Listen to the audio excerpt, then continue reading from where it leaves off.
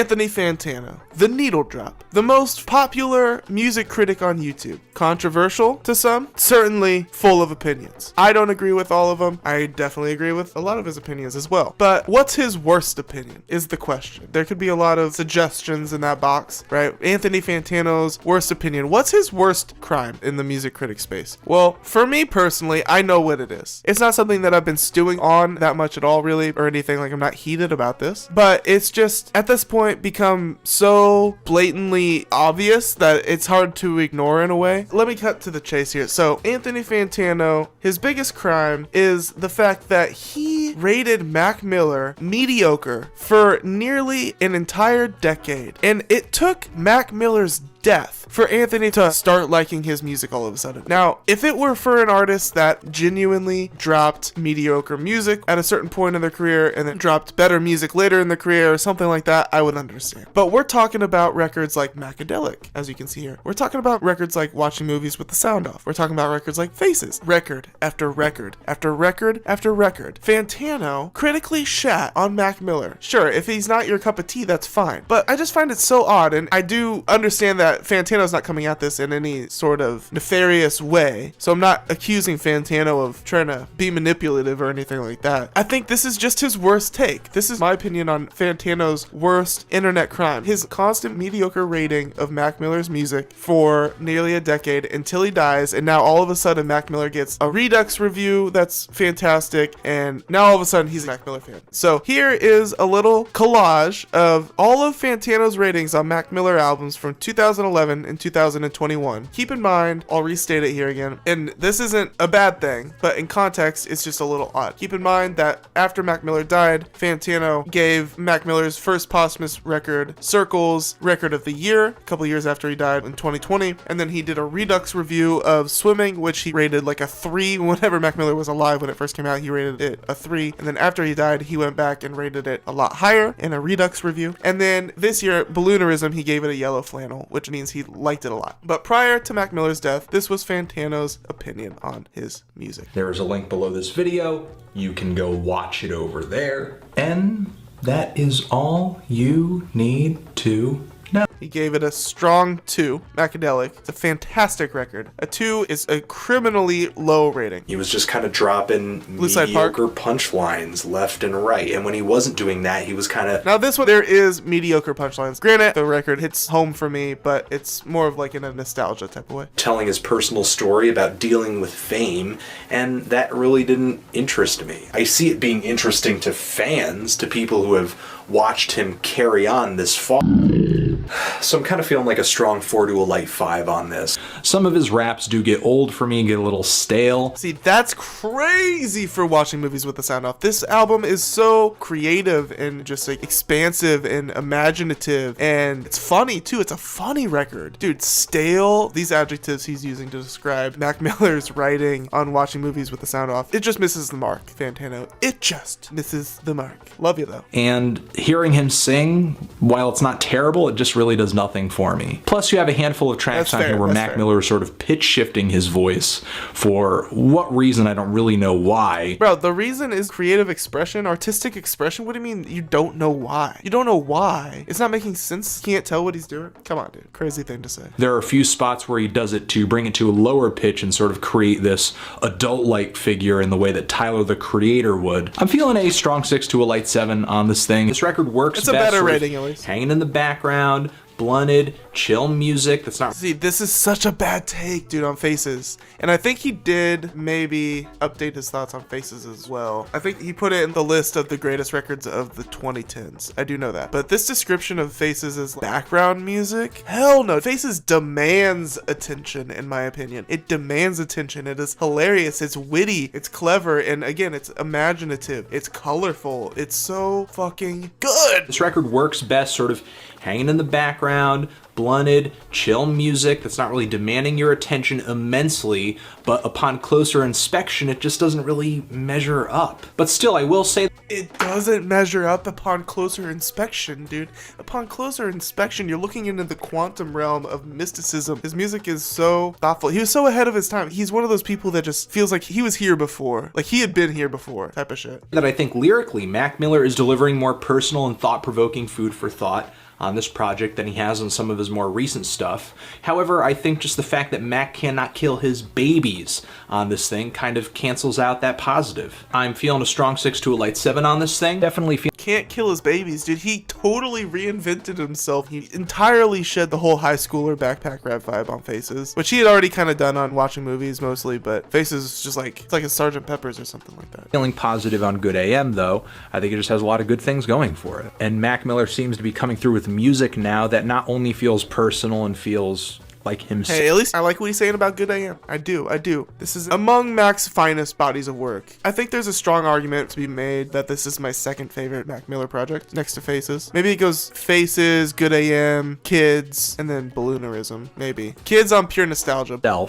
But also has pop appeal and is pretty artistic as well.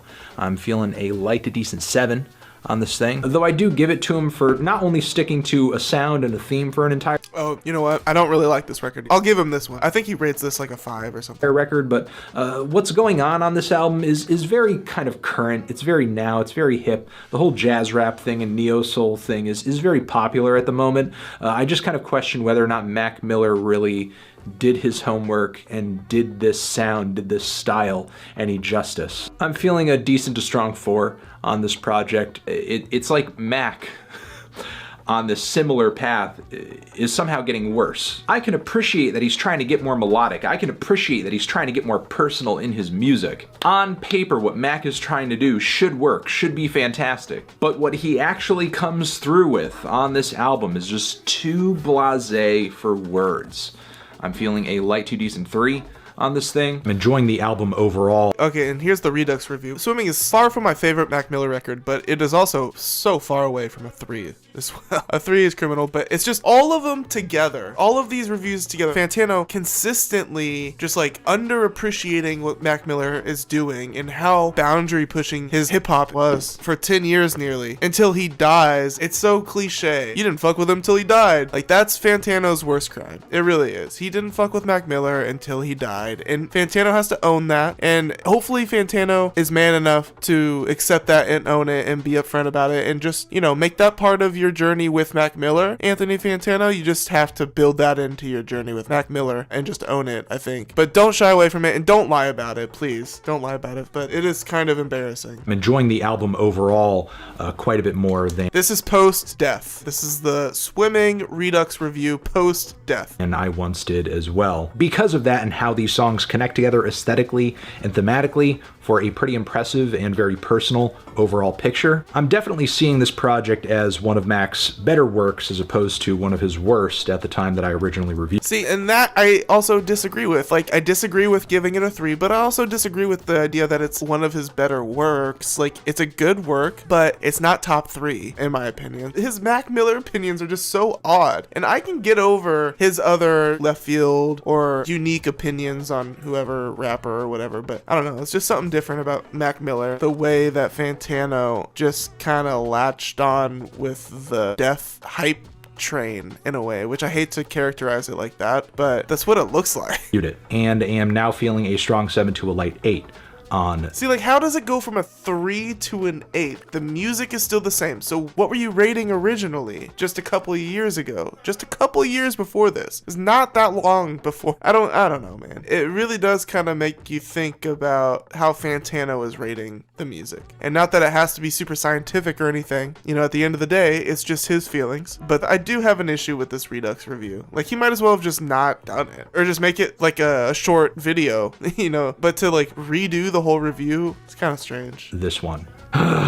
This was so good, and it's very sad to know that Mac will not be progressing past this point, but I'm not sure if fans could have asked for a better musical send-off, I suppose. Even though every track on this LP didn't exactly blow me away, this is easily the best album Mac Miller has done in this vein, and one of his more solid projects as well. From the idea that this is one of the best projects that Mac has done in this vein is completely true. I do agree with that. Kind of more what he was trying to do on Divine Feminine. Circles was a huge improvement on that style of Mac's. From the production to the melodies to the songwriting and the performances, the way they're presented, and the lyrical focus as well. There are a lot of things to love about this LP. I'm feeling a light to decent 8 on this one. Yep, and then there is more. We might as well just go ahead and take a look at his balloonerism. I never watched this, to be honest, but I saw that yellow flannel. We'll give it a thumbs up, you know. Go support Needle Drop. See a little bit of this. Hi everyone, just thinny woke